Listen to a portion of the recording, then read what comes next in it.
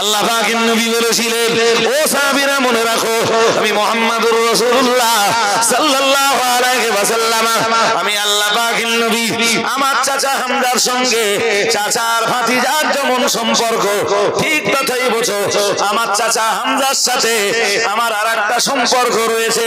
সাহাবারা বললেন, কি? দয়ার নবী মুহাম্মাদুর রাসূলুল্লাহ সাল্লাল্লাহু আলাইহি ওয়াসাল্লাম, আল্লাহ পাকের নবী বললেন, ইন্নাহু আখি মিনার রাদাআ আও কামা ক্বালা আলাইহিস সালাম।